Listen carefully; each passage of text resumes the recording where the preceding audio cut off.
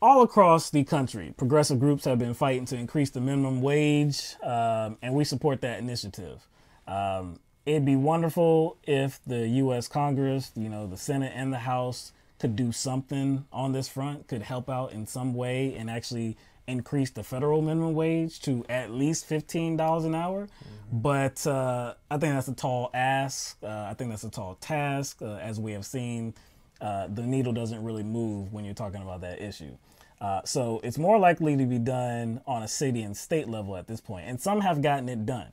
So Michigan aimed to be the next on two initiatives. So the minimum wage was set to be increased to $12 an hour by 2022, and employers would be required to provide their employees with paid sick time. Until the GOP stepped in and actually modified what was actually going to happen. They pulled the rug out from underneath. I think it's important for you to highlight when that rug was pulled, Will. Yeah, we'll get to that. I'm gonna get to that. I'm gonna get to that. We're gonna get to that. So, all right. So on Wednesday, in a 26-12 vote, the Michigan Senate voted to amend the provisions. All right. Under the changes, instead of raising the minimum wage to $12 per hour by 2022, wages would not reach that level until 2030. And tip workers, such as bartenders and waitstaff, who were also supposed to see a 12-hour wage more gradually, a $12 an hour wage more gradually, will see their pay rise to only $4 per hour by 2030. Paid sick time, which was supposed to accrue at a rate of 1 hour for every 30 hours worked, or 72 hours per year, was cut to 1 hour for every 40 hours worked, or 36 hours per year. So that is a very striking change. And you might wonder, Mike was alluding to it. You might wonder, well, how did all of this come to fruition? Like how did this come to be, right? Okay. So earlier in the year, progressive groups fought successfully to get these issues on the November ballot. They got enough signatures to get these issues on the ballot. And of course, they want them on the ballot so that voters can weigh in and actually decide, hey, is this something that we want to agree on or not? Let the voters decide, right? So in September, the GOP-led state legislature approved of these measures. The GOP state legislature said, you know what? We're signing off on it. We think it's a good idea. You know what? We're going to sign off on it. So when that happens, it gets taken off of the ballot, because why would you need the people to actually vote on it when the state legislature is like, hey, no mas, hey, we succumb. You're too powerful. Let's go ahead and do it, right? So that's what they did, and the voters didn't get a chance to weigh in on it because they didn't need to. A few days after Election Day, here comes the GOP-led state legislature, and they pull the rug from underneath. It was like a few days after. A few days after the election. Yes. So, not only did their, pacifying what people wanted come off as fake. Sorry, it didn't come off as fake. It was fake. It was absolutely fake. They intended to do this for how long? You see what I'm saying? It was early in the year. That's what I'm saying. It was months ago. Months ago. So they intended to do this. Yes. And see, okay, so this is the thing, right? The Republicans had absolutely no inkling. Yeah, they had no interest. No interest in even going forth with this resolution. No, but they knew what could be done. Okay, so measures. If they waited, if they said, you know what, hey, Democratic Party and progressive groups, you know what, we're gonna go ahead and get it done. Let's get this off the ballot. Let's work to make this a thing, right? If they go ahead and say that, and then afterwards try to change it, all they need is a simple majority to actually amend it, and that's exactly what they did just days after. If they let the issues go to the November ballot and let the people decide on it, then to actually amend the provisions, they would need a 3/4 majority to actually change it. So that's much harder to get done. It's much harder to get done considering that the outlook of the distribution, the power distribution between parties is going to change very shortly. Yes. And there are going to be more Democratic representatives in the Michigan legislature now. So they're trying to get this done this is bullshit to epic proportions. This is corruption at its absolute finest. This is the Republican Party saying, you know what, look, we probably don't have a chance in this state. You know, the people are probably they're probably gonna vote to approve these measures. You know what we can do? We'll just screw them. We'll just screw them. We'll tell them that we're actually with them. And then after election day, gotcha, Lucy, take that football right away from you. Got you. You can't do nothing about it, right? So again, the incoming state legislature in Michigan is going to, I mean, it's still going to be GOP-led, but there is going to be more Democratic representation. It's a chance that, progressive groups are going to be able to do the same thing, get the required amount of signatures and get it on another ballot. But when is that going to be? When is that going to be? You have people that are struggling right now that need this help right now. They need that sick time. They need an increase in the minimum wage. And it wasn't even that much sick time. It wasn't even that much sick time. You know what I'm saying? That kind of brings attention to a harsh reality, a sad reality in America, because most people can't even afford to take sick days. Exactly. Most people can't even afford to take time off work. A lot of people work through sickness. Some people don't, but a lot of people work through sickness, and sometimes they work through sickness having 2 and 3 jobs because they can't take time off. Yep. But it is interesting because like some of the responses have been quite typical, from the business community and the GOP. Oh, yes. In regard to very typical. Them straight chopping these measures to pieces. Things like, oh, we got to keep businesses competitive. Right. And I'm just and this will hurt businesses. It will hurt business, but I'm just thinking, I'm like the same people that are belly aching over these measures are the same ones that promote an economic system that create the need for these measures in the first place. Do you see what I'm saying? Mm-hmm.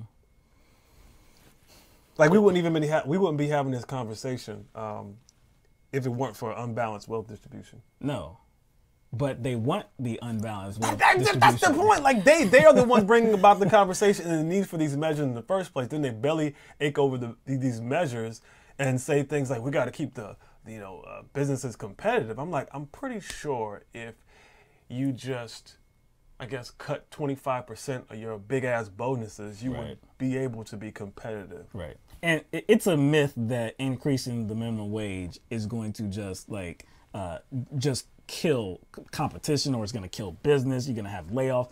That's a myth. Okay. One, as you saw on that image, this is over a course of some years. This wasn't set to take place until wasn't it 2022, right? It's about 3 years away, right? Let's say it's about 3 years away. It wasn't like, beginning of the year, everybody gets $12 an hour. No, it was going to be slowly introduced. So it's not like, and it's not just like the restaurant community, all those businesses, they were saying, oh no, we couldn't deal with this. The tip workers, we couldn't deal with this. It's not like just restaurants are going to have to be paying their workers this amount. It's everybody in the state. Why is that important to mention, Will? Because everybody, so workers are going to be getting more money though, right? So what does that mean? I think there's probably going to be more profit for businesses because people are going to have more money to spend. So it's going to more people being paid more means more money circulated into the economy. That's how it goes. These businesses are going to make more money. Yes, most likely. That's how. No. That's how it goes.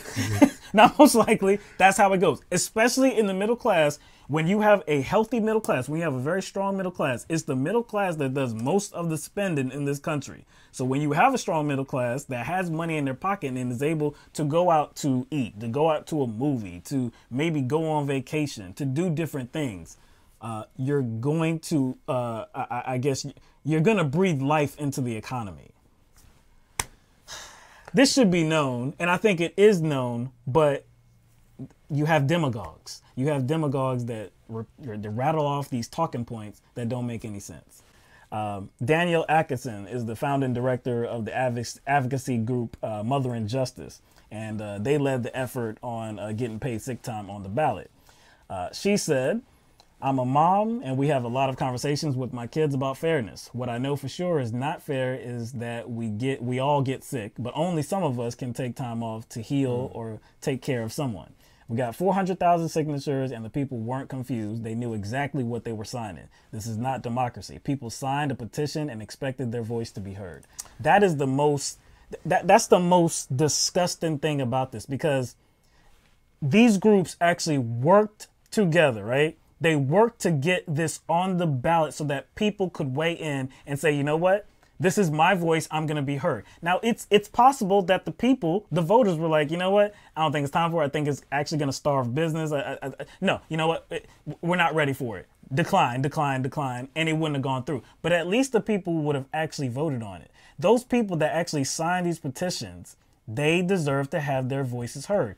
And the Republicans screwed them. Interesting that you say that, because the spokesperson for Governor Rick Snyder, the outgoing Governor Rick Snyder, the outgoing Governor Rick Snyder, said that the governor will review whatever bills come to him and then make a decision on whether to sign or not based on potential benefits and impact for everyone. Now, if that was really the case, right, then why conveniently adjust the measures days after? Just days. Just a few days. And like you said, if it was supposedly something that was put forth for the governor to consider the benefits of everyone, then why didn't they make that consideration that you're making about all that work that was put in by all these people? Right.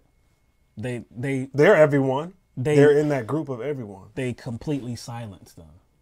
All that work, all those signatures are for absolutely nothing. The Republicans screwed you over. And that's it. Like I said, this is complete bullshit. This is corruption.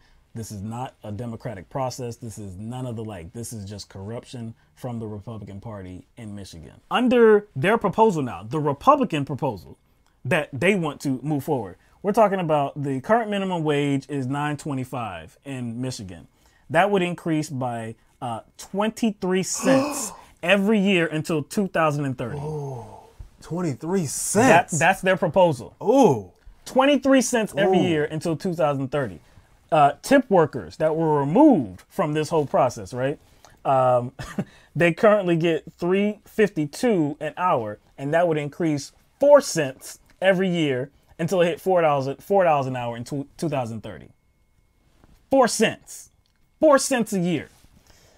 And by 2030, what exactly will that mean? And this is very, very, very, very incremental. Yes. Yes. This is the epitome of incremental. 23 cents per year, and once 2030 gets here, how much will that mean? That's the whole. We know that $12 an hour is not a living wage. $15 an hour is not a living wage. So by 2030, we've talked about if the minimum wage kept up with inflation and productivity, it would be far surpassing $20 an hour if it actually kept up with those things, but it hasn't. It's been suppressed. So you're talking about 2030 getting to $12 an hour. What is that actually going to equate to in 2018 dollars?